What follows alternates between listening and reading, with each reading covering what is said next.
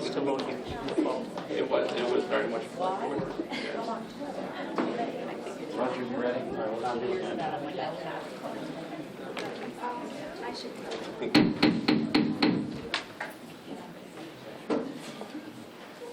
Good evening. Welcome, board.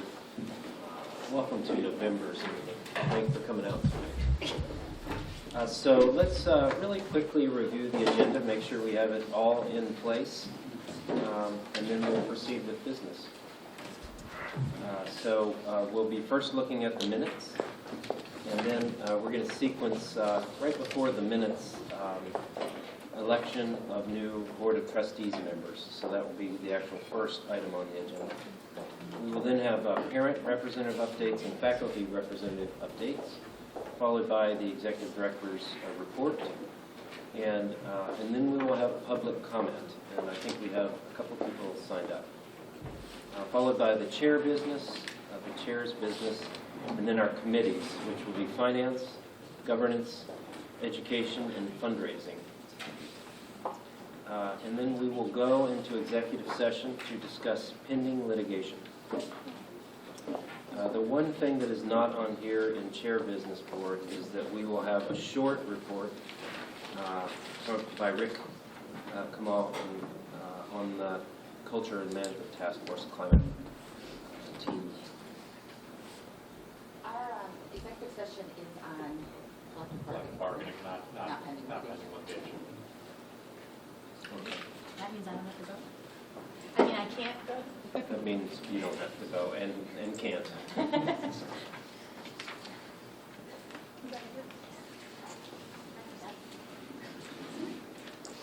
Any other additions, board?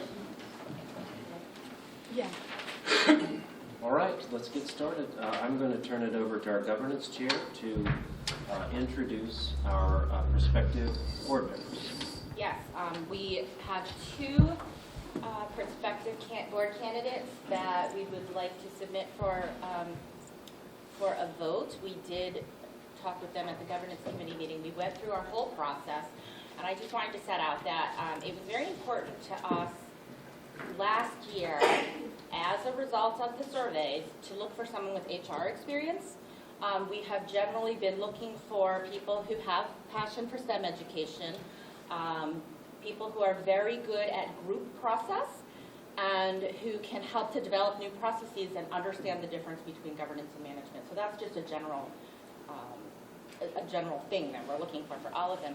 In particular, the first person I'm going to introduce, Mike Glass, is a senior HR person at Thermo Fisher, and we began, when we identified that we needed HR people, one of the things that we actually did was to reach out to local corporations who are STEM corporations and ask for references.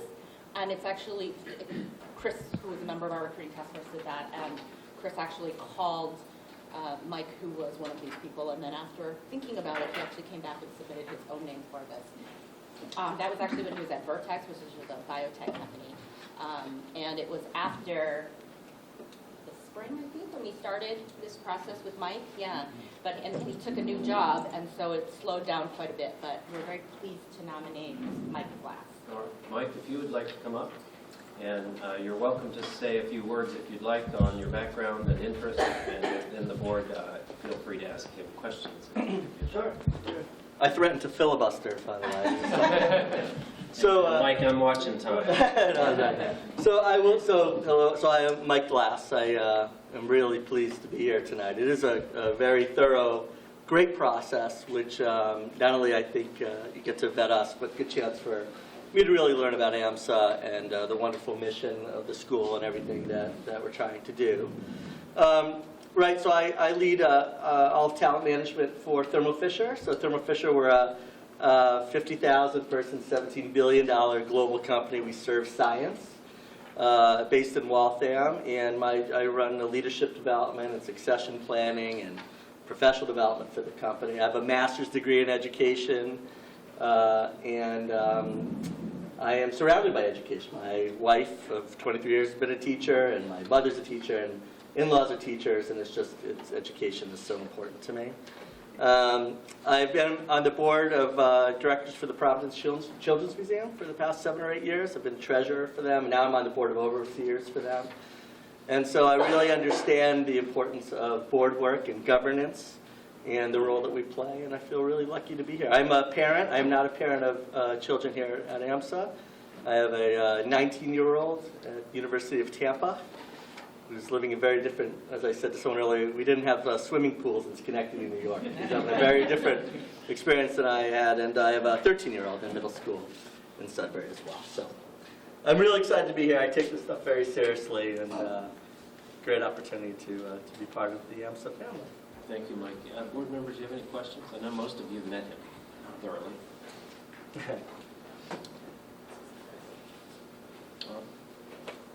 Is there a motion on the I floor? was to ask your question. Oh, I asked my questions that I asked the other day. Can I ask?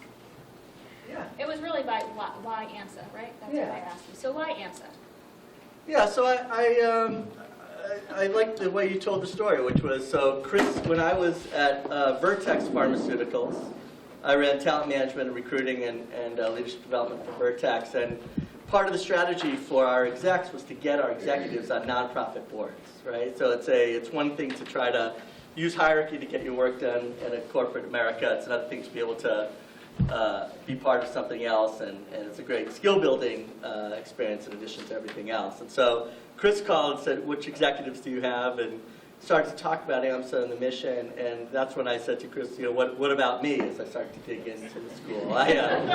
Which is probably not the best, but I am friends like you. I am a huge believer in STEM education. We did a lot of work with PIC when I was at Vertex, which is a group that really takes inner city high schoolers and gets them into corporate America. And we won some nice awards with the mayor by really building a pipeline over time, but doing some goodwill. And it was just getting to know AMSA and trying to get involved in STEM education that really brought me in. We talked about, you asked a very good question when we were together the other day. You asked me about the mission of the school and what drew me to the mission. And you talked at length about how it's really about developing these holistic, wonderful kids, right? There's academic excellence and stuff in there, but that's a wonderful part of the school as well. So there's a lot of, and I love the fact that, everything's not perfect right now, AMSA, right? I mean, right? It's okay. There's a lot of really wonderful things here. I like that there's some work to be done here. I think it's important work. It's a great time, and I want to be part of that. Great. Thank you, Mike. I will nominate Mike for position as a board member, as a trustee. I found, our conversation that we had Monday was great, and I think he'd be a great board member. Is there a second? Chris? All in favor? All opposed? Welcome, Mike. All right. Thank you. Take a seat on the All right. I will get my book, and I will come out. You're not a voting member, but we'll put you to work right away. We also would recommend that Mike join the Finance Committee and that Tom be assigned to be his board mentor. All right. So be it. And you're aware that this is a 3-year term. Yes. So it is, Thank you. Our second candidate is a parent of students here at the school. After a year and a half of just recruiting non-parent board members, we finally opened it back up to parents. But we are strongly looking for parents who are from the core towns. And so our next candidate is a Marlborough resident and has many years of experience in the defense industry, which is working with engineers, and he is an engineer. A lot of cross-functional experience, and what we were very excited about here was the ability, his strategic experience, but also his ability to work with a very wide constituency and bringing people from engineers to generals together in very contentious situations and being able to work through that and move forward. So, Ed Reynolds.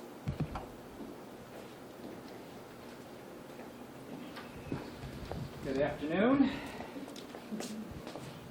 And a little bit like Mike just earlier mentioned, so we both had to meet with pretty much all the board members, and it was quite a rigorous process, but a good process. And as Pauline just mentioned, I've been a parent here along with my wife for the last 6 years.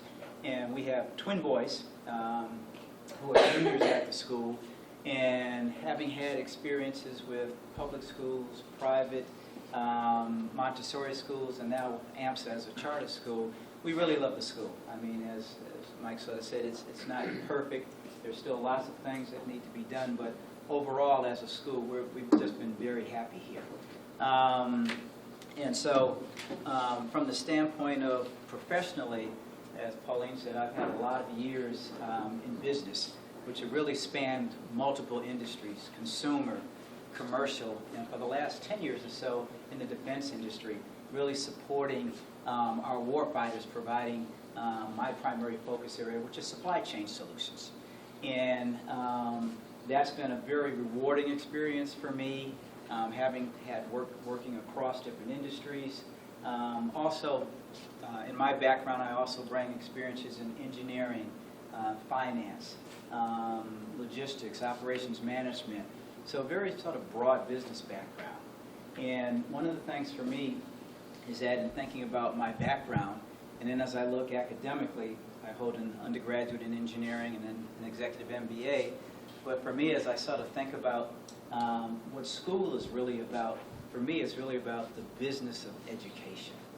And so as I look at my background and sort of, again, as Melissa, as she mentioned the other day as we spoke and we talked about the mission, and as I think about our mission for AMSA, which is to create an environment where we allow students of all abilities and backgrounds to achieve excellence. And that's really, if I can bring the skill sets of my background to the school mission, then for me, I've sort of met my goals to sort of continue to contribute to help AMSA grow and develop. And so it's sort of a high level, that's sort of my background. Thank you. Questions, board? Go ahead, Roger. So what do you see as the biggest challenge for AMSA? I think I would see it as focusing on, I would say, our faculty today.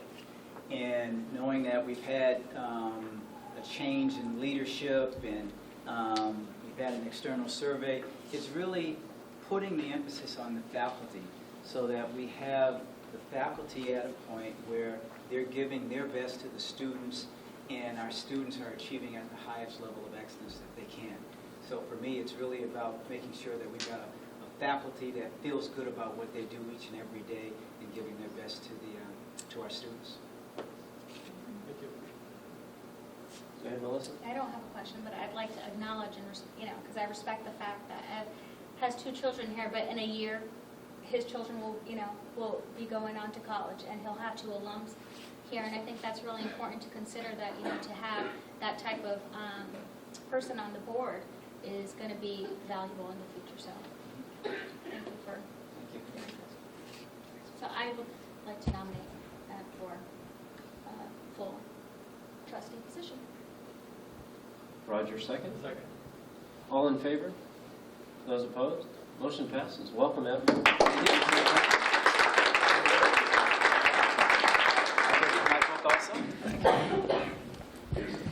And was there a committee assignment initially, Pauline, for Ed? Yes, Ed is being assigned to the governance committee, Okay. and Roger will be his mentor.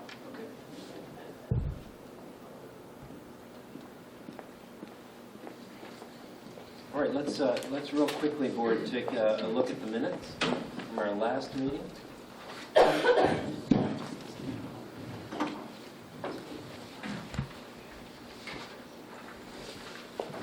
I'd like to thank Sarah for sending them out in advance.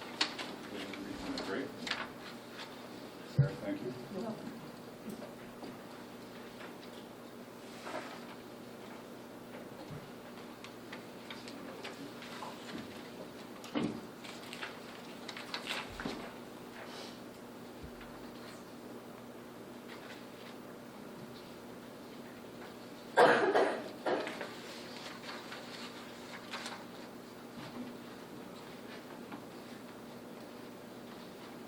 All right, any questions, board?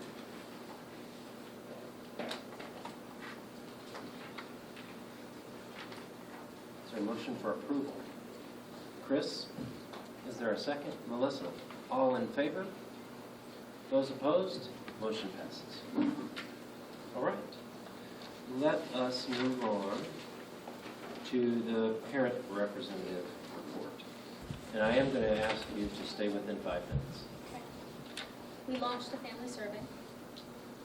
We closed it on December 1st. Hopefully, we'll be able to provide some results at the December meeting. Okay. So I did meet with parents earlier, and I think most of their questions will be covered based on the agenda. The only question was about the principal search. So I'm not sure if Melanie, you wanted to address that in your ED update about really giving us an idea of what are the next steps. I can do that then, or I can do it now. What's your You can do it pleasure? now. That's it. Thank you, Melissa. Any questions for our parent rep? Okay. And Ms. Blunt for our faculty rep? I don't have anything to report this month. Okay. Thank you. Your chair is doing a better job of keeping us on schedule today. I'd like to turn it over to Ms. Dr. DeMello for the executive director update. And I'm going to be very mindful of the fact that I'm allowed 20, not allowed, usually it's been designated about 20 minutes for each meeting, and I think I've exceeded that, far exceeded that on all the other previous meetings, so I'm going to try to make it even, much less today. So first up, the charter renewal inspection site visit update. I just want to say that I feel we had a very successful visit. We had a team of 3 folks come in for 3 days, and we're in classrooms, met with a variety of teachers, administrators, and so on. And we have no results yet. It'll be a few weeks, but in sort of the exit meeting that was held, they felt they had a very good visit, and I think we have an optimistic outcome for the visit and for the report that will be forthcoming. So And that's a few weeks away. it's a few weeks away. I don't remember particular dates. About 3 weeks usually. If this snow right now. December, you'll get the Mid-December. report to make factual corrections, Oh. and then it goes back to the charter school office, and then we'll hear, I think, February. And I'd like to thank Sarah Snow for all the background work and helping to plan and coordinate the site visit, because it's a lot to get everybody's schedules to align, so thank you. It's a big piece of work, that's for sure. And all the preliminary stuff that had to be presented and collected. Next up, ED Student Council update. So some folks, just as a reminder, one of the things that I wanted to start was an Executive Directors Council with 2 representatives from each grade level. I am going to hold the meetings, though, in sort of a 6 through 8 model, and then 9 through 12, because I think some of the concerns and issues that they will bring to the table will be quite different. So I want to make sure that it's respectful of what some of their thoughts and needs might be. And so we had sort of just a first preliminary meeting, just to let them know what it was going to be about. And now we're going to be, in December, we'll be starting our first meetings. And the meetings will be held during the activity period, which for the upperclassmen is an activity period, and for the lowerclassmen is a directed, what's it called again? Directed study time, right? That's the directed study time. Thank you for my cue, people. So that's sort of the update for the ED Council. This past week, folks may remember, because the next on the list is parent coffees, and then followed by faculty coffees. We've been conducting parent coffees since the beginning of the year. I had individual parent coffees. Then we also have had department chairs come and present or have a kind of a Q&A session with parents in the morning. And I feel it's been productive, and I hope that the parents feel that way as well. Certainly have received some nice feedback from parents. In addition to sort of those general ones, I also have had 3 meetings, 2 with parents and 1 with staff, all this week, as a result of the deep dive sessions from the climate report. During those deep dive sessions, it was requested if they could have, folks could have a little bit more of a individual meeting with me, and so I have been conducting those this week, and they have been informative and continue to give me clarity around understanding some of the circumstances of last year and the culture over a few years and how people have been feeling. And I think that that information is going to become very helpful in me helping to lead the district into a different direction, and I hope a renewed sense of community here at the school. So we will continue to have these meetings to keep the conversations going and keep the lines of communication open.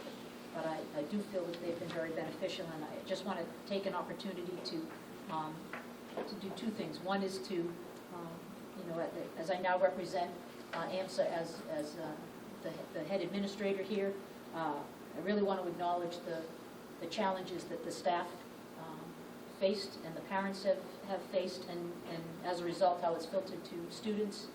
And you just said, I recognize the challenge that you faced, and moving forward, we're going to do everything we can to, again, to bring some clarity to that. So we'll keep the lines of communication open. Sort of in keeping with that, and I believe Mr. Kamal will be doing an update later in the meeting, but I do want to say that we're putting in mechanisms for enhancing communication. Let's Talk, we're in the process of getting training for that, and that's going to be a mechanism where people will be able to go through a website to the school to address certain issues and be able to make comments and so on. So I think that's going to be an effective communication tool. I'd also like to invite people to please sign up for Facebook or Twitter. If you aren't someone who has used it actively, you don't have to set up a big site to get going on it. You can just kind of get an account and then be able to follow me for those two bits of social media. And it's really helpful. I'm trying to put a variety of things, sometimes informative and sometimes sort of just, here's what's happening at AMSA. I mean, perfect example, last night we had a wonderful athletic awards ceremony for our fall athletes, student athletes, and it was great to just be able to post some pictures up on Facebook and make a few comments, and it goes right into the Twitter feed, and I'm hoping that that's going to be another additional way that folks can get some information and maybe in a little bit of a fun way that's pushed right to you. Next, if I can cover the principal update.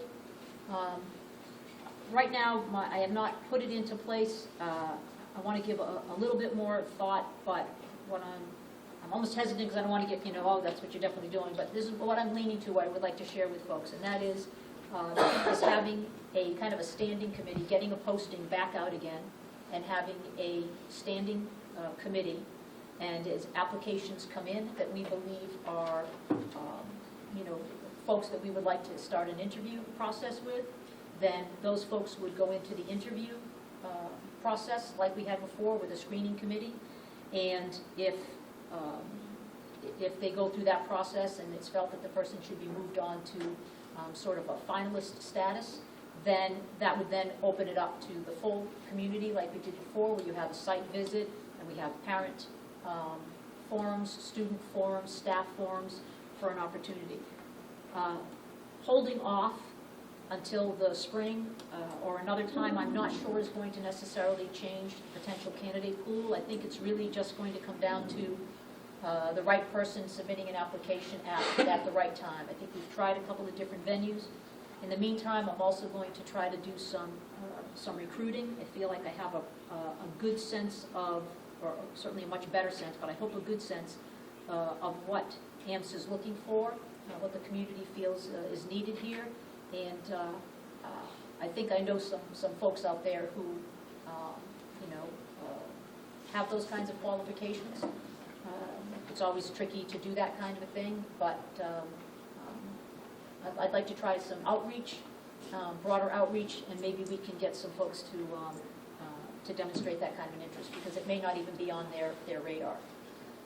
So that's my tentative plan right now, is to keep the process open, and I'm looking not at doing any kind of a posting until after the Thanksgiving break. So do you think you'll just maintain this role of ED and interim? Yeah, yes. I was going to say I don't think I have a choice in a sort of a joking way, but I do in the sense that I could appoint an interim principal. I feel like I'm getting very good support right now. If it looks like there's just nothing's going to happen, anytime soon and things just are not looking good, I think I'll revisit it. But for now, I would really like to try to keep the process open and move forward to it. But, yeah. I don't want to close any doors right at this moment. But Pauline? Yeah, is it your intention to keep the same selection committee that was put in place before, or? When I get ready that step, which again, I'm hoping will be early December to start to move back into that, I will offer it to them, because I think that there are folks who've already made quite a commitment and investment in that, and I think that's them. But I think we can also open up to have some additional slots, and I don't know how many people will say that they want to return. It may be a different thing, so I think having some additional folks around the table may also be nice and inclusive. So the last thing on my list is just a student report. I just wanted to say, I think for now, what may be helpful, if it's okay with the board, is, we had some student representatives. Zan Sheikh was heading that up, and Joey, I'm going to get his name wrong, Peroni? Palmieri, thank you. Palmieri came and spoke. And so they're still anxious about having a participatory role, but I think for now what will happen is I will meet with them, and then if it's okay, if I have some agenda items that they would like to discuss, we can do it sort of like we do with department heads, where they would come forward and be included in the executive director report, and then they can do a report out to the board with some things. So I don't know if that helps, as opposed to their sense of feeling like being a part of the board. There will be a way for them to represent, but it will have been through mechanisms that they've discussed with me for kind of presenting things to the board. Versus kind of a standing commitment on their part. Yes, yeah. We did talk about that at governance committee. We reviewed the bylaws and talked about the role of student representatives on the board, and actually our bylaws are completely silent on it, so however you think it makes sense to include them. Yeah, so I think for now, so because it is kind of new, it would be as a role, it would kind of just be something that came through the ED report, as they feel they have something that, as they've had their meetings, they've come to me, we've had discussions and things, and then they're ready to maybe come to the board and just share some of their thoughts and observations. And clearly also they have as in any way, they have the public speak that they can access as well, if it doesn't fit within the ED structure. How did you do it last year with Joel on the board? They had a internal selection process of the juniors selected someone in the senior year to do it. That role was a liaison role, so he wasn't a formal voting board member either. Okay. All right. Thank you, Dr. Brewer. So we have public comment, and we had one person sign up, Brianna Murphy. Intended to be two of them, but my name is my love. All right, sir. Hi, I'm Brianna Murphy. I'm a history teacher here at AMSA. And I speak on behalf of 44 teachers here at AMSA who, in light of the formal complaints recently filed against Jessica Bowen, we would like to present a list of names of faculty members who believe that Mrs. Bowen has fulfilled her duties as our faculty rep. It should be known that due to time constraints, we are not able to ask all teachers to sign. However, no teacher who was approached refused to sign his or her name in support of Mrs. Bowen. Additionally, we're put in a difficult position due to the rate of teacher turnover experienced last year. There are several new faculty members who, since they were not part of the faculty last year, did not vote for this position and may not adequately understand the role of faculty representative, and thus were not asked to sign in interest of not putting them in a difficult position. As such, we would like to suggest that the board conduct its own survey of teachers to get a more accurate number of teachers who support and approve of Mrs. Bowen serving in her current role as faculty rep. I'd just like to add a personal comment. Last May, I was the first BOT meeting I'd gone to in about 6 years.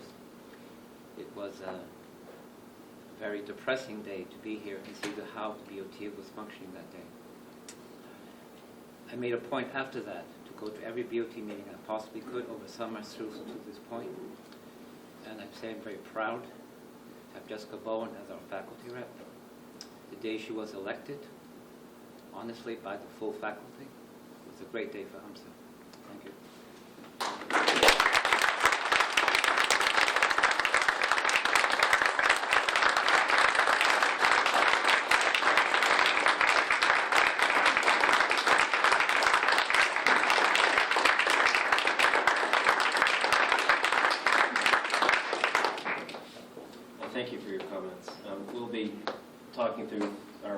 typical and normal and required by our bylaws, a formal complaint process here in a little bit.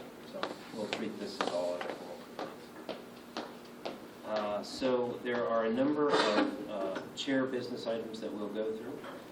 First, there are 2 outstanding formal complaints that we will update on briefly. I'll give an update on the one that I have been working through with Roger, and then Roger, if you would give an update on yours. The first is a complaint alleging abusive and threatening behavior by a previous administrator. We've not made progress on that. That previous administrator is gone.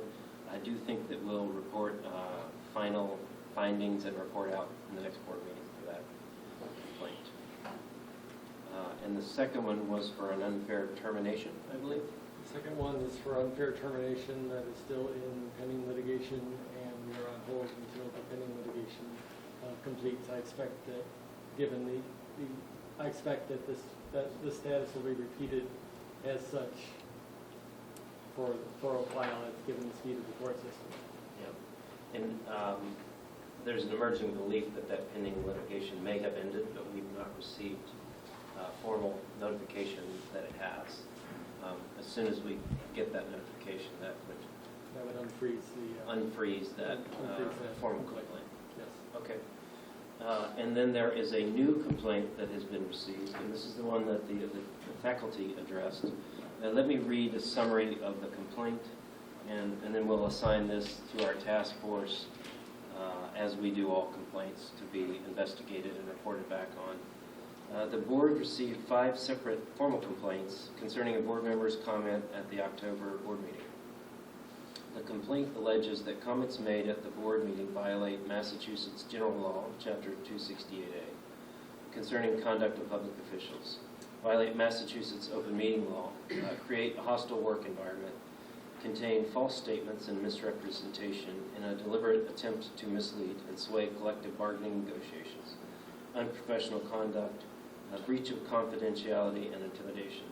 Because the nature of this complaint is related to a single incident, the chair and the governance chair have agreed to assign a single task force to investigate the complaints.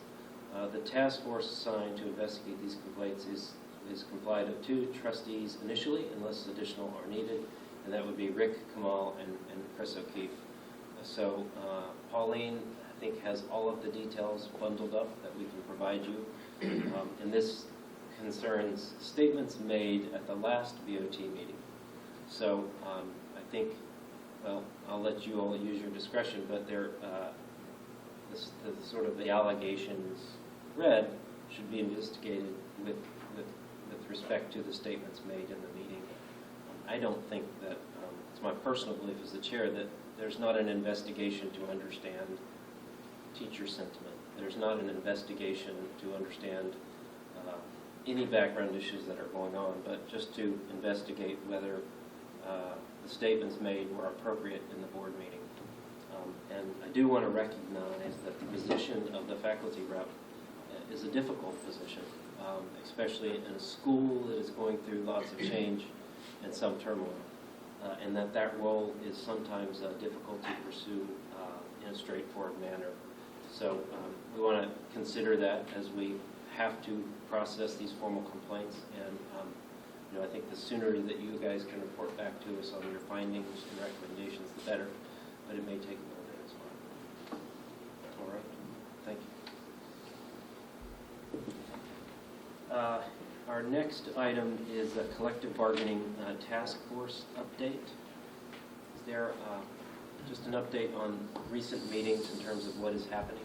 So we had our 3rd meeting on Tuesday night. We are scheduled for 3 more meetings between now and January, and the discussions continue. And we have one, December 2nd? We have one December 2nd, another one in 23rd. December, and then another one in January. We're making progress. For the board and the audience, those are collective bargaining negotiations between the board and its task force and the teachers union to strike a contract as the first order of business. So we don't know how long that process takes. We're working with our legal team and the union, and they have legal representation as well. And I think there's a body of faculty that is part of I don't know, if behind the scenes or within that negotiation? Absolutely. A bunch of lovely facts. Yeah, that's great. Okay. So, that is the update. We have, our next agenda item is the Executive Director Recruiting Task Force Assignment and Process.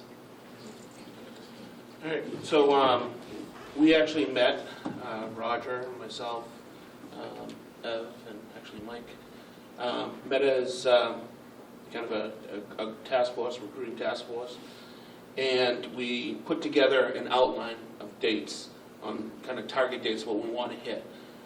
We did post the position on School Spring, so that's out there right now. We asked that all resumes be in before or before December 8th. We want to have a phone screening. Look at some of the resumes and have a phone screening, and we want to start that on December 15th. We want to put together an interviewing team, having different makeup of the school, and we'd like to have that team put together on or before December 18th. And we'd like all the phone screens to be done by December 22nd.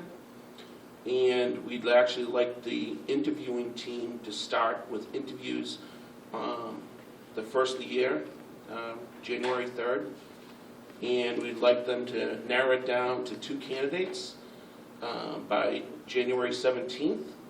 And we'd like the 2 candidates to meet all the different stakeholders of AMSA and have that time between January 17th and the end of January, January 31st, to then have the 2 candidates, kind of like what we did with the interim, to come in front of the board, speak, 2 different dates, and then we could vote. That's kind of how we... It's an aggressive schedule. So it wasn't the last one we got done. And do you think that, I know there's a season for recruiting EDs. This is during, I believe this is during the season. During, it feels like it's right at the very beginning of the season. Do you think that the holidays are going to kind of interfere with you getting the right kind of candidates in? I don't believe so. This is when people are starting to look. Okay. We've actually already have a bunch of resumes in already. Yeah. So, Are you working with a search firm again? Are you looking at posting it in other places, or is it just School Spring? right now we have just School Spring. This was a conversation that we talked about, whether we want to bring in a consulting firm. We want to kind of do what we did last time, and we want to see what kind of candidates, it's not out of the question. We might end up going that route, but we want to see what kind of candidates we're getting before we honestly spend AMSA's money on a consulting firm. So I think, let's see what kind of candidates we get from this. And From my perspective, I just thought that this would be a broader search, and I don't know that posting on School Spring is going to give us the reach that we were looking for.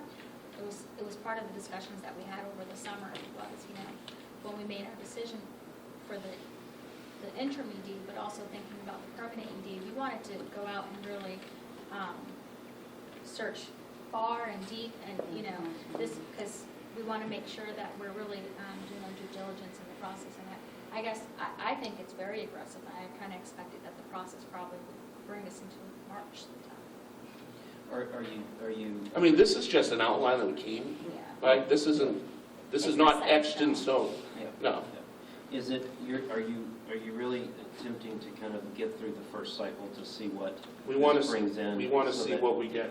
So that you still have time to execute Yeah. again in the season if you need to. Yeah, I mean, if we get 5, resumes and we don't think any of them are good, or I mean, obviously we're going to change our strategy.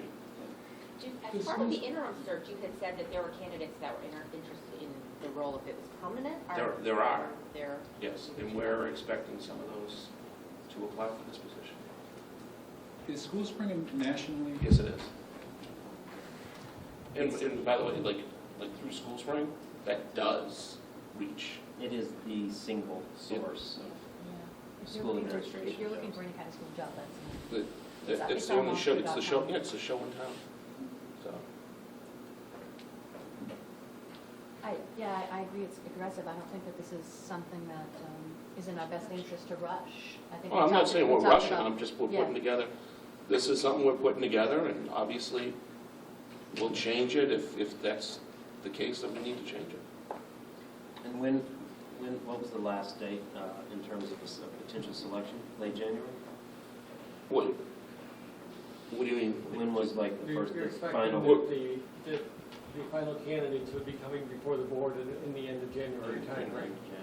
And that certainly allows you to, if you don't think that the right candidates are in this first batch, if you will, to re-execute the entire Yeah. process. Oh, absolutely. Yeah, we would, With you know, a, clearly, well, our first place where we're looking at it is in the December timeframe, where we're gonna have screened and phone screened and resume surveys of all the candidates that apply.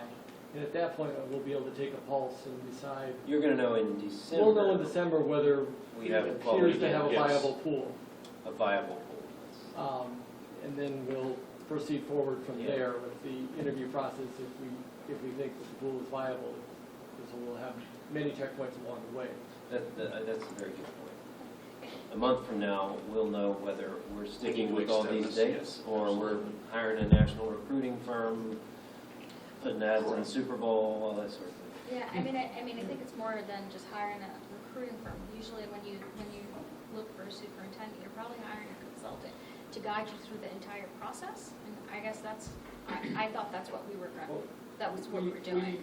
We definitely discussed that. It was a topic of discussion where our understanding was that if we were to recruit a consulting firm, the cost of the consulting firm is in the $100,000 area. And so that was, you know, is there enough value for the school to spend that much money? A recruiting firm was $100,000? That's, I thought it was 20 to 30% of salary, generally. 25,000 is what we. No, that was for the intro. 25 to 75. That was for the intro. Okay, all right. If, we're already putting, let me put my question more concisely. What was guiding you when you put the job posting there? Like, how do we know that job posting is going to get the kind of people that we're looking for? Do you know what I'm saying? We used actually very similar, what we came up with, we used very, very similar. It's almost the same. We changed, you know, some of it around, obviously, but it had a lot of the key points that we were looking for. I'll say that I'm hesitant about this process, and I was looking for just something a little bit different. You were looking for a firm to come in, take over this? Yeah, I think when I've seen it done in my district, there was a firm that came in, there was a consultant, they had focus groups that helped derive and kind of build that job description, and you have that community involvement early on. I know we don't have to do that, but we're looking for somebody to be here for longevity and having an understanding more than just what they've read is important to me. Yeah, I agree with this. I feel like we did it that way for the interim, in the interest of expediency, but that we sort of need to hear from stakeholders into what we're looking for this role. And we did discuss that. You did? Yeah, we said that idea. Can I ask also, if you hire a consulting firm, you're only, is it correct to assume you only pay them if you go with their candidates, or you pay them upfront, period? You would pay a search firm like that, Uh-huh. I've seen them come in, and they're basically driving the process. Yes. Which is all about kind of bringing stakeholders together to design a job description is kind of the first piece. And helping you, and they're doing the screening for you. in A lot of the schools. work that you guys have identified that you're gonna be doing, they're helping us bring in the right candidates. And I think, you know, maybe having a conversation with somebody that does that might be helpful in this process, just to understand what value they could bring. I've only watched it from, you know, at home on TV, but it might be helpful just to look at that. Yeah, I mean, I will be honest with you, I felt that I did get that, like, when we were doing the interim, I mean, I talked to 4 different firms, and I wanted to see what kind of quality candidates that we could get on our own without spending a large amount of money. If the candidate pool was not there, then I think that's the route we should take. But I wanted to see what kind of candidates we get before. Well, I think that, you know, the processes that you've outlined right now, there's no cost, if you will, in doing that. There's a Right. month. There's a month is the cost for the process. We Right. have a checkpoint in a month, and Mike can maybe comment on this. Firms do internal recruiting. Firms hire outside search firms to help them with recruiting. It's a philosophical thing there. I think we'd all agree that if $100,000 gets us the right candidate, that's $100,000 well spent. I think we'd all agree if we could find the right candidate without spending $100,000, we could find a really good use for another $100,000 at the school. So it seems to me like we've got a process that's outlined. We're going to give it a month, see what we come up with, and then we can do a course correction if we need to.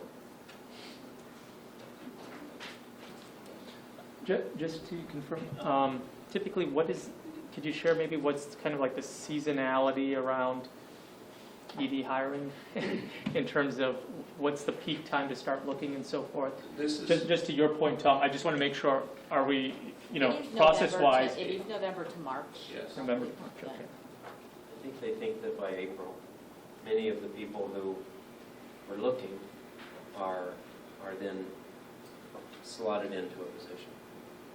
Mike Kowalski, you do have some experience. What are you shaking? It's before April. Most people will have their selection done by February. That's the season started probably beginning of this month, and by February, most decisions will be made. Anything after February, you're getting everybody else's leftovers. So that would really be problematic if that we month didn't like, is- yeah, that that is 1 month's costly. time is crucial. What do you mean that's costly? Well, we It's just still say during what's- that, it's still during that period. We have it outlined from January. He's talking end of, like, Decisions Fe- should be made February. around February. that's right in line. Yeah. So we're going to know by the next meeting whether we're attracting the right types of candidates. So at the same time, I mean, could we ask that the task force also look or talk to some of these consultant firms to understand? Are you talking about a consultant who helps with the process, which is different than a search firm? I think they do Maybe both. You know, with a smaller amount of money to do this? They do both. Usually, I mean, there's people, that's all they do, right? There's search firms that charge typically 20 to Yeah, 30% of salary. It's So a I- retained search that normally, My recommendation, if we do end up going, it would be with a large firm like Carney Sandow, who we've actually already talked to. and that's a search firm. That's And not, they do everything. that's not a consulting firm who spends 2 weeks in the school No, I mean, they would do the search, they constituencies would to gather the. hold the job Yeah. description. And, I mean, I think the consultant does it. My experience is the person comes in at the beginning of the process, and they're with you to the end. In terms of, There's a big difference what a consultant would do versus what a search firm would do. unless they serve both roles. If there's a The clear- search firm will generally serve, a consultant will serve as the searcher as well. So you pay $100,000 and you get the process and the candidates. Yes. A recruiter or a search firm I is just going to think the candidates. come in, spend a few hours with the administration faculty, understanding the need, and then start producing candidates. Yeah, I mean, I guess my concern is that if we get through this month and then we realize that, oh, I'm sorry, Chris. Okay. That we get through this month and then we realize that we sort of need to start over, and then we need to assemble stakeholders and get input, and that then it's we're running out of time. Well, it feels like, and I was Maybe I just don't out understand the of the process. country, but it feels like we did a lot of the trying to understand what we need over the summer. Is that what folks believe happened? I feel like we rushed that. I disagree. I think, the three of us met and we defined it. I think we did a good job. Oh, we did a great job. And we did our best to be inclusive, and we met and we talked through it, and, with 3 weeks' time to get somebody in seat before school started, I think we did a wonderful job. Now, I think that this process has to be a little bit different, and I guess I was expecting something else, so I don't know. Chris? All right. Well, I guess my question is, given the time frame, so it feels like we have a lot of time now, we don't. And I understand the question you're raising.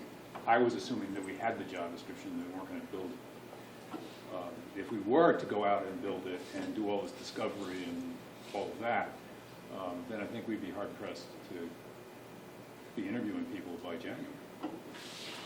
I mean, unless we really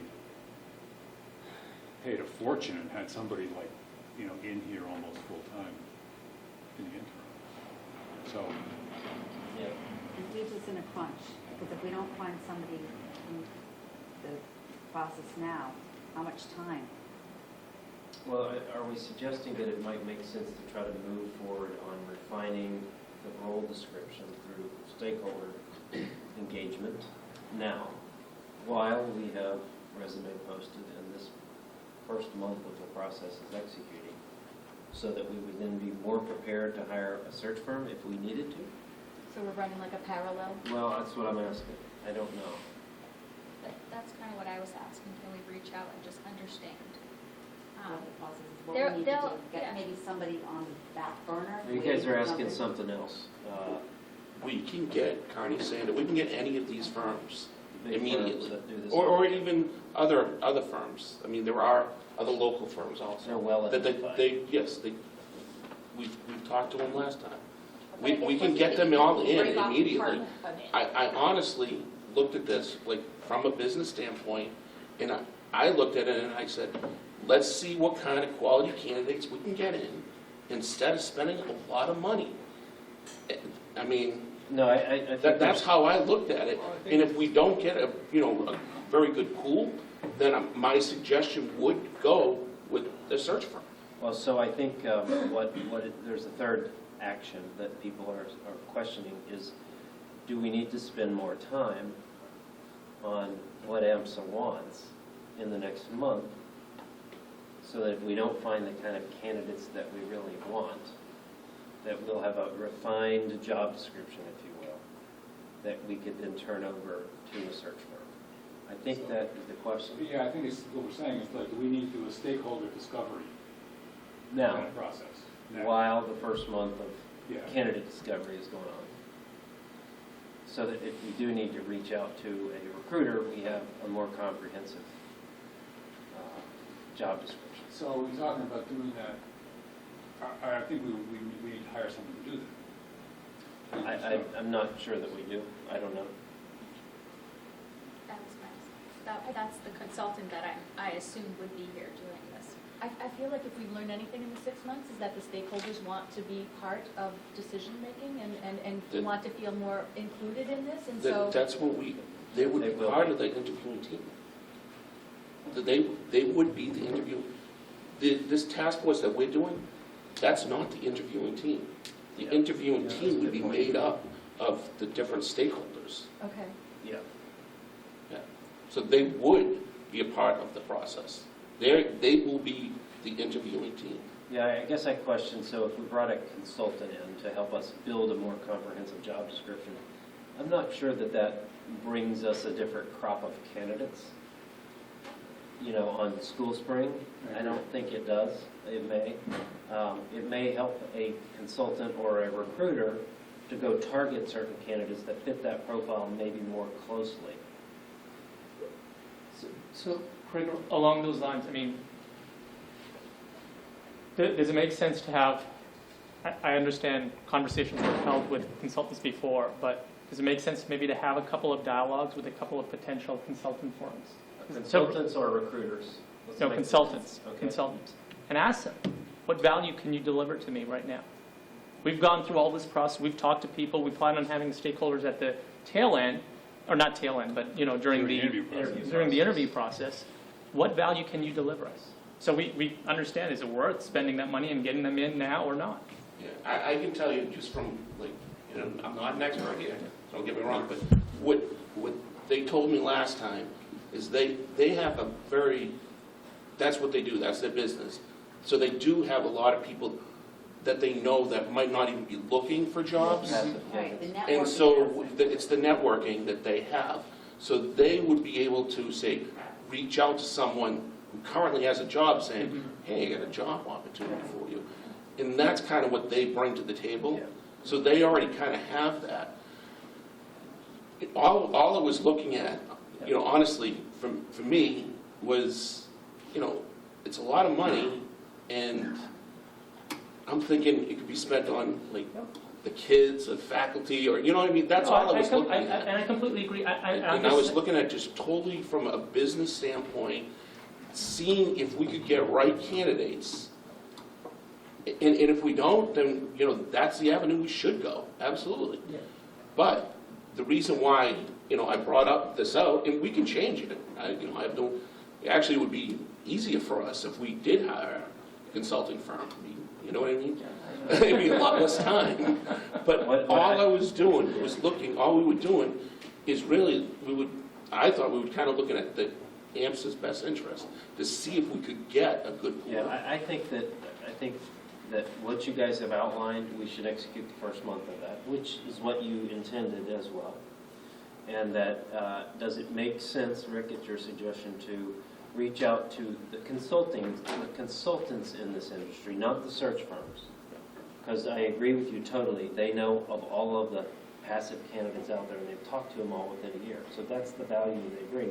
Search firms don't bring the value of a consultant who may help us to understand what we're looking for in a more deep and meaningful way. So I think it makes sense to reach out and ask the question of the consultants. How can you help us? And see if we believe it. So that they could be injected into the process in January if we need it. Can I ask Mike to speak up and give his opinion on this? The HR guy? Yeah. Sure. I found that these firms, consulting firms or the search firms, they have that pool, right? So I think there's this concern, and I understand that, we lose a month, we're in trouble. My experience is when you call them, they're ready to go. This is what they do, and they have that pool. And what really is you're now entering the race with a new horse, and they've already been running the race. And so it's less about, oh no, we have to start from scratch and things like that. It's more, okay, I've got another opportunity. And they're going to go back to those same candidates who they're talking to for those other positions and say, let me tell you about AMSA and things like that. So I'm personally not quite as concerned about losing the month. I think there's merit. I think we can do a lot in this month while we're doing this. I think I'd be very interested in having people take a look at the job description that's out at School Spring, and if there's feedback that we can get, and maybe there's certainly we can go out and we can talk to other firms. I think that you can do those things concurrently. But personally for me, I think if we decide we're a month into this and we're not getting the level of candidates that we want to go to a consultant or go to someone, I think they're going to have a pretty good candidate pool already. I think they're going to be right in the swing of this. I think they'll be ready to go. I think they will accelerate their process, but they're not going to be starting from scratch saying, okay, who's out there? They're already going to be working with a pretty good candidate pool that they're trying to get into jobs just like ours. So Mike, other than the downside with financial aspect to it, do you see any downside in using a consulting firm from your experience? No. I mean, what I heard in the quick meeting, that I was only able to participate for a part of the meeting. That was the quick piece. What I heard is that there was a feeling that from the ED interim search that there were some very good candidates out there. I know a lot of people are enormous fans of Dr. DeMillo. There's some very good candidates out there that may have not been as interested in the interim, but were interested in the full-time. And so based on one of the resumes I saw, it was a pretty impressive resume, actually. And so I think the feeling was that maybe in this month that we've got some people out there that's already that had expressed interest and got us, and would be a good place to start. So. Going back to something you said earlier, Craig, I think now, again, to address the need for people wanting, or us wanting to make sure that people feel heard, people feel included and all that we could do some stakeholder focus groups during the next month, because there's plenty of time to make whatever changes. You know, I mean, job description is perfectly fine for getting the candidate. Whatever any group comes up with is not going to bring us a different candidate. It might cause us to make different decisions when we're talking to people, but I think It's more about interview questions almost that we're really trying to refine potentially. Can I take that, can that maybe be putting together an interviewing group? In December? Yeah, because we're looking to put them, you know, making the interviewing team. And That's one of the things we discussed a lot about, but as far as that we wanted to assemble the interview team, and we were looking for board input and everyone else's input as to what this interview, who are the stakeholders, who should be present in the interview team. What questions to ask? What are we Well, looking not for? just, as well? well, And the both makeup of the team. in both ways. What questions this team should be asking, what process they should be using, and what should the composition of this interview team be? Yeah. Go ahead, Chris. I think there may be a stakeholder appetite for inclusion that stops short of actually serving on the committee. Yeah. And so, you know, I think you've got that like pretty thoroughly thought out. But the thing that I'm hearing from Jess and Melissa is that, you know, we've had all of this, all these problems and all these, you know, bad feelings about not feeling heard or not being heard. And so we can probably fairly easily make sure that people are heard. And if there are surprises out there in what we're looking for, good, you know, we're going to get them. We'll have them plenty of time to inform our decision. And then that may be simpler than getting a consultant who is going to take us through the whole thing and do it for us the way they did in the Marlboro School District during, what I understood was during the middle of an extended political hailstorm, versus getting somebody who's good in here. And we could probably find somebody who's good enough to do, skilled enough to do a couple of really good stakeholder focus groups, so we can get some faculty input, some parent input.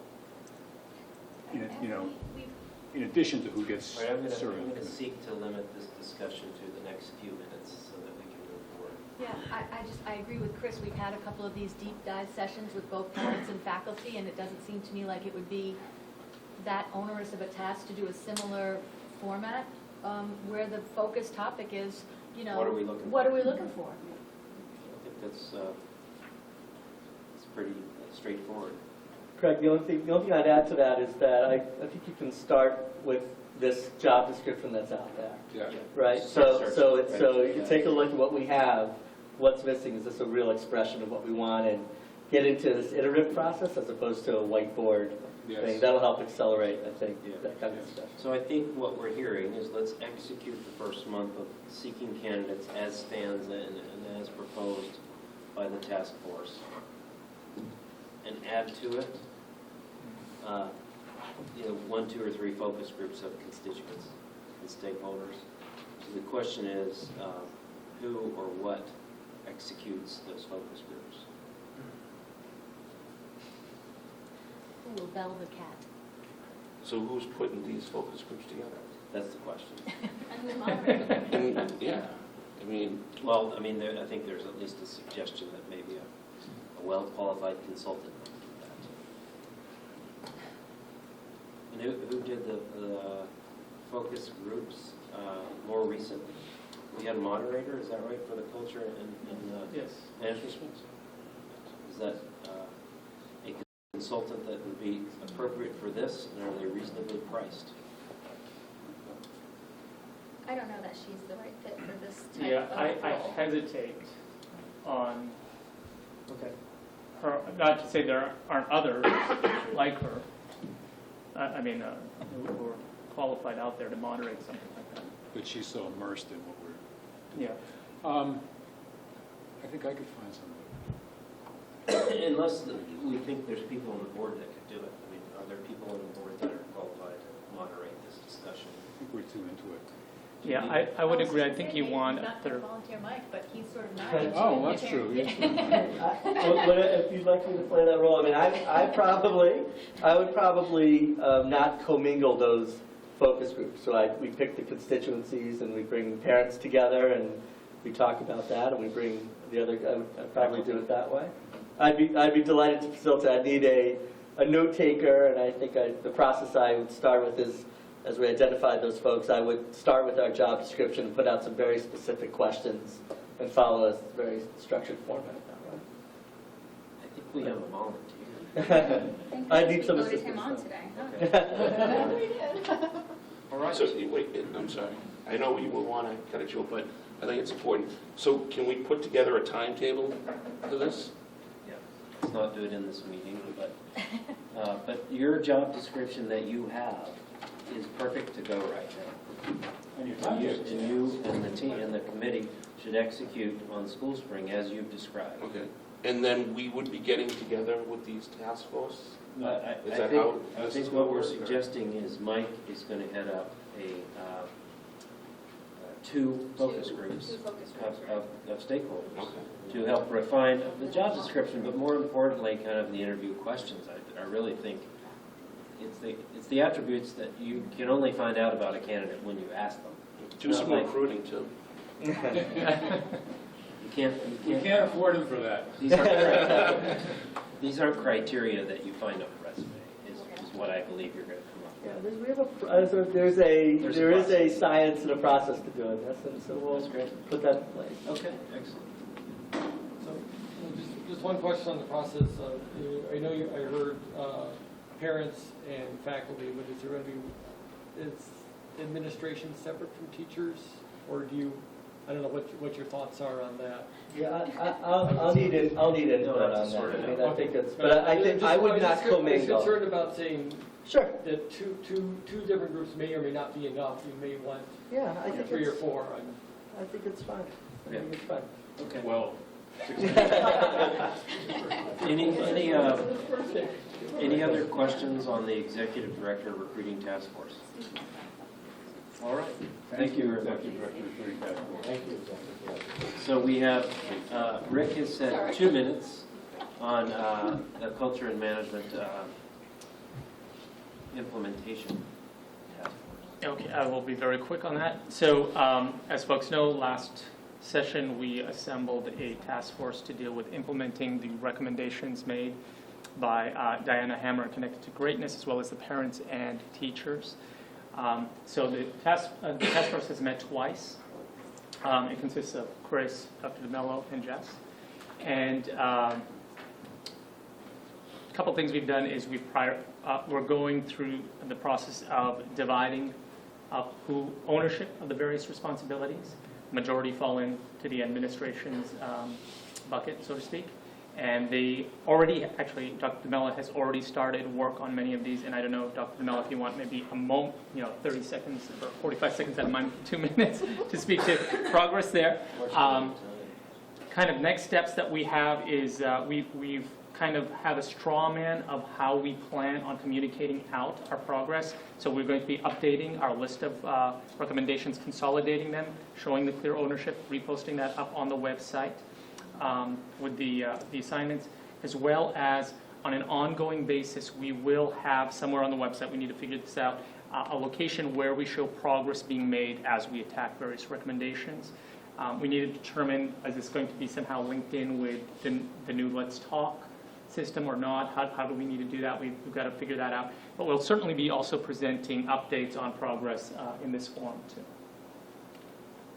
So I think, well, Jess is on that task force, but we can also try to incorporate some of the updates in our next Board of Trustees update newsletter, or point people to wherever your update is. Sure. So that is- So I think that was 1:30, and I don't know, Dr. DeMello, if you want to just add anything to I that. think you covered what I would say, is that Okay. we're going to do the updates on the website and keep folks as informed as possible. All right. Thank you for having 2 meetings since the last month. That's great. And giving the update in a minute and 50 seconds. So we have finance. Okay.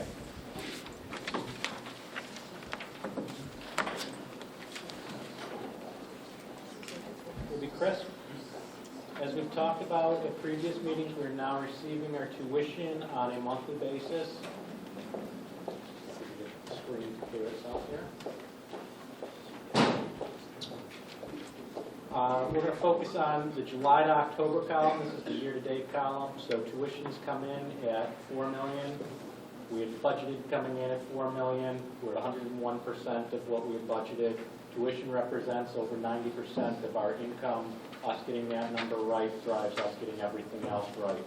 As we come down, everything else is reasonably in line with what we were expecting in terms of percentage. One thing that's coming in a little bit light, and we will revisit this at a future meeting, is our student transportation is coming in under what we had budgeted. So we will readdress that at a future meeting. On the expense side, really frustrating. On the expense side, salaries are coming in right now at about 97% of what we had budgeted. Salaries represent close to 60% of our expenses. One of the reasons that this is coming in lighter is we had a paraprofessional position and an IT director position in the budget that have not been filled at this point in time, so that's one of the reasons the salaries are coming in lighter. Payroll tax and fringe benefits coming in about 93% of what we had budgeted. We've had undersubscription of what we had budgeted is what's driving that number there. As you come down, the only other thing that I would highlight is our legal at this point in time is coming in substantially lower than it has in the past and lower than what we had budgeted. We are in a lull at this point in time relative to our lawsuit with our landlord. We are all ever hopeful that that will get resolved, but it could heat up at any moment, which would drive the fees up on that.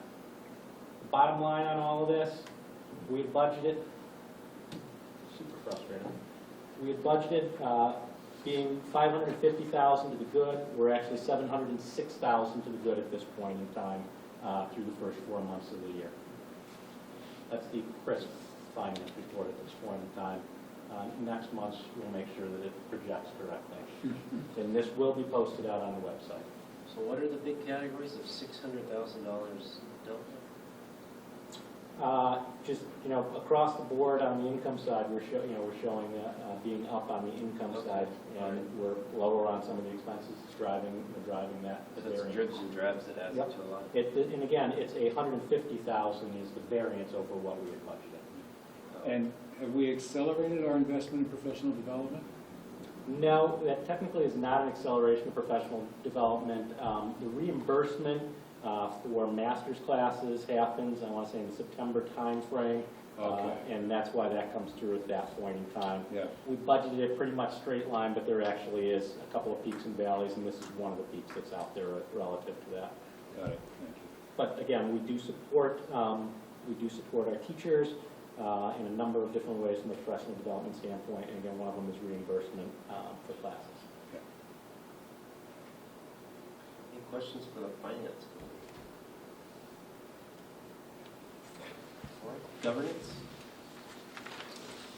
We have a brief governance report. We're still in the process of looking at some new policies and procedures, which we'll recommend probably, if not next meeting, the meeting after that. We have spent some time looking at a governance system called Board on Track through a company now called Board on Track, which was previously the High Bar, which is founded by Marcy Cornell-Feist, which is a charter school consultant and has been for the last 15 years. So she has worked with 500 charter schools nationwide.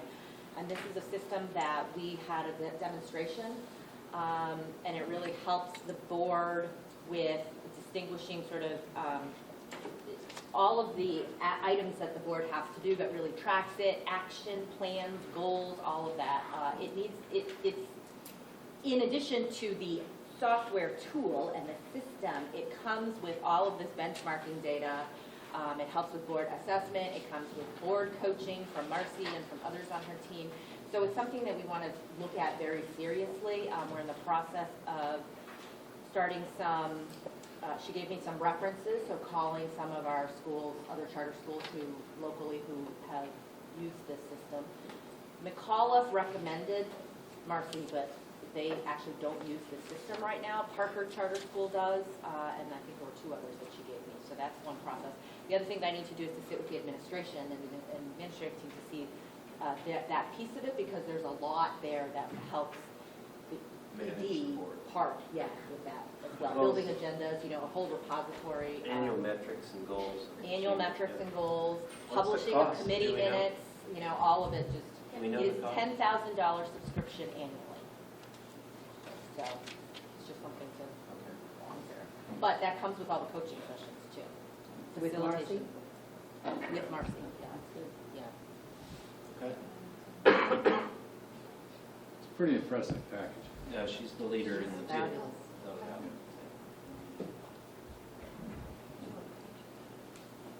We also have a couple board candidates moving through the process too. So we have, in addition to our 2 new ones, we hope to have a few more in the next couple of months. We're not getting longer tables. Yeah, no, We have to get longer tables. It's a fantastic problem to have. It's a More good problem seats to at the have, but table. we do have people who are coming to the end of their tenure soon, so. Never mind. Is there anything else from the governance committee? No. Great. Correct, just a minor point, so we announced it, we mentioned it, but could we announce this Oh. meeting is being videotaped? So announced. This is the Marlboro Town Broadcasting, and our videographer has let me know that our meetings are posted on YouTube, and he's going to send us a link so that Oh, we that's can great. Thank see you. past meetings. Thank you. My teeth. So Education Committee. At Ed Committee, we spent some time talking about the student survey. We began the meeting, we started talking about the strategic partners report that came out last year. So as a committee, we walked through it and kind of discussed what came out of it and really, what is our role. This is Strategic Partners, which was on behalf of the Jacobson Foundation? Yes, Okay. yes. So you have to fill in just because I missed some of the meeting, but it was really, what did we see? What is our role? And we had some action items really for Dr. DeMello, and we'll follow up. Just really understanding the information that we receive, and how can we dig a little bit deeper into some of our exit interview processes and things like that. So they have contacted me, I think, Sarah, you turned them on to me. Jacobson Foundation wants to continue to be active here in terms of monies. So I'm going to go down and meet with them in Boston at some point in the next few weeks. And if another board member would like to come with me, I would be really pleased to have you, so that the 2 of us could go and meet with the Jacobson. When is it? Did you have a date? I don't have a date. They're down there, and I told them maybe the week or the following week, 2 weeks after Thanksgiving. I'll go with you, Craig. Okay. I'll be back to Okay. I also forgot to mention, they did visit the school maybe 2 weeks ago. Share my timeline. It was before that Ed meeting, and I think had a very nice visit. I met with Vanessa Lifshitz for probably about an hour, I think. And, yeah, it was a good meeting. I appreciated them having the ongoing interest Yep. in supporting them, so partnering. I think what we found from the report is some of the recommendations they have played into a lot of the work that's being done by the climate task force. But there were some, student-specific things, and those are the things that we'll follow up with Okay. and at committee.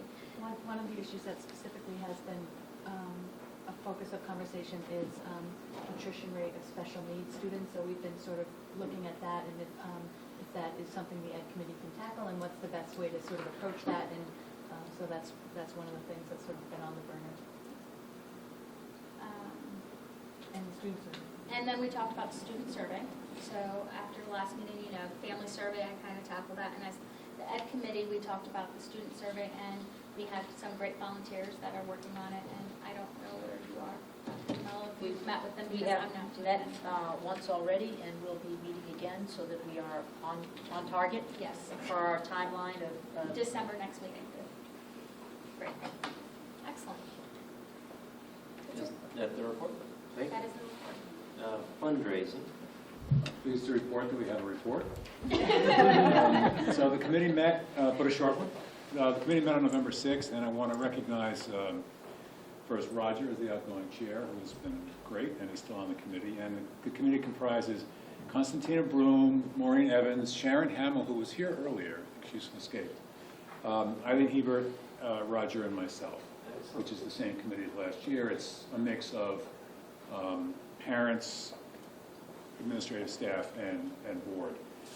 What we looked at, and we're kind of recasting, I know we have to be called a fundraising committee, recasting ourselves as fundraising and development. At the highest level, what we want to be doing is developing the relationships that will inspire individuals and organizations to give us the money that we need to reach our truly aspirational goals. So we're going to become, kind of the light that shines in New England on STEM education, and we're going to be replicable, and we're going to be disseminating, we're going to be doing that. That means we need the best faculty with the best equipment with the blah, blah, blah, blah, blah. All of that is being worked out as part of strategic planning, but that's kind of where we want to be. And so putting into place something that actually Roger did when he was running the committee is so we spend some time on the big stuff, and then we say, what are we going to do this week? And that is to actually get our feet a little wet in terms of developing corporate relationships. And so the team is going to be, Maureen is bringing the kit, and we're going to practice the pitch. And every committee member is coming to the next meeting with 2 corporations that they're willing to approach. And we're going to start practicing it that way. And then continuing to look at the bigger picture and how alumni fit in and all that, but that can, come as it does. And we are committed to doing an annual campaign when we do it in the spring. Great progress. That's it. So, are there any other items to be discussed this evening? All right. Was there a question about future board meeting dates?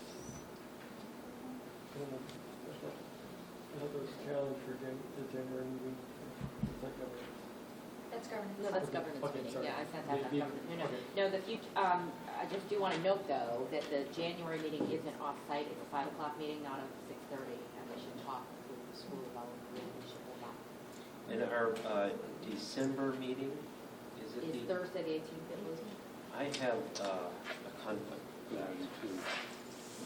Or is it the 8th? Tis the season for that. Tis the season for conflicts. So I would ask if there's flexibility. We don't go earlier in the week, I think is. Like Wednesday? Wednesday, the 17th? No? Wednesday's rough. Tuesday? The 16th? Holiday party. It's our holiday party. Monday, the 15th? That's governance. And I can miss it. I do need to go to the Southern event that evening, so I would need to miss it on the 18th. I will also need to miss the 18th. Monday the 15th. Monday, the 15th? We could do governance before. Finance before.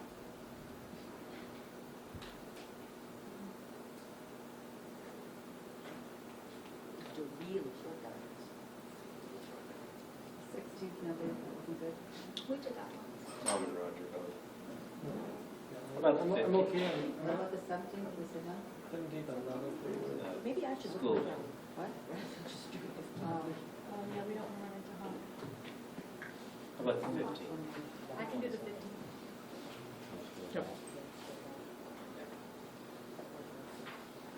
And if we want to stay on schedule for this meeting, we have 3 minutes to conclude this meeting. You've done a nice job today, Graham. This is bang, bang up. Is that going to be posted, I'm sorry, is that the next BTO meeting? BOT meeting, yes. We're trying to For December?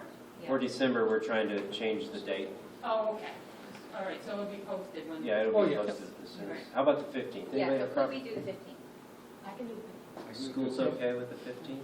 Yes. Okay, all right, let's Chris, change it. can you do the 15th? Yes. All right, so then we'll do a really short governance committee meeting beforehand, just to do our nomination. Excellent. Thank you all for accommodating. Will it be the same time? Yeah, 6:30. All right, does anybody have topics that they'd like to add to the agenda for next month on the 15th?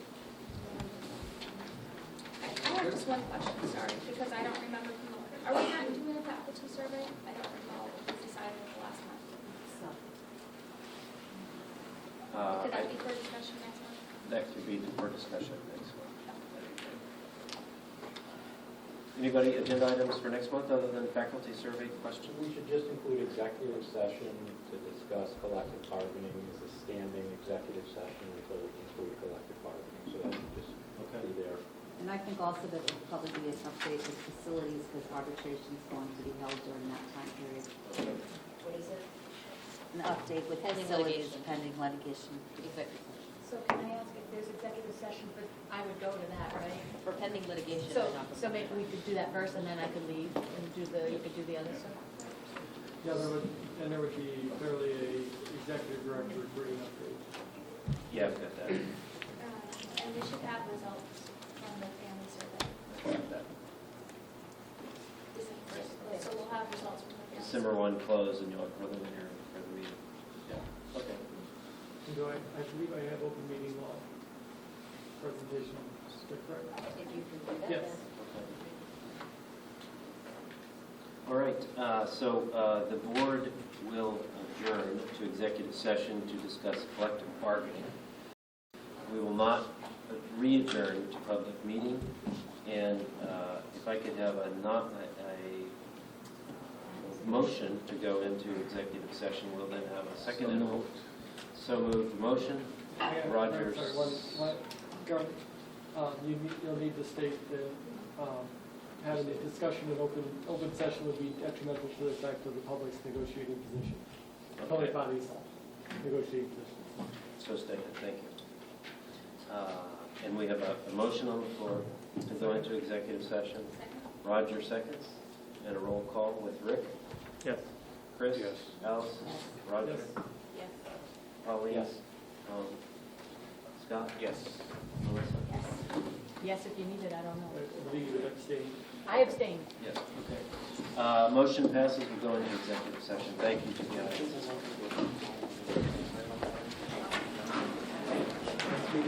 Nice to meet you, welcome. Thank you very much.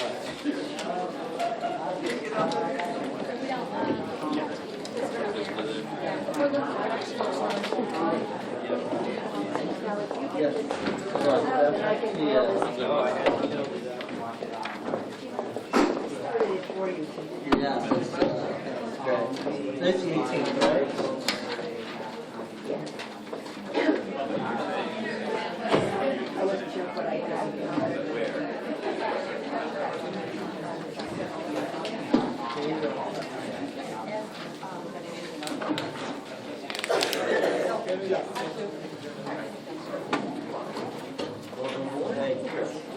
Thank you.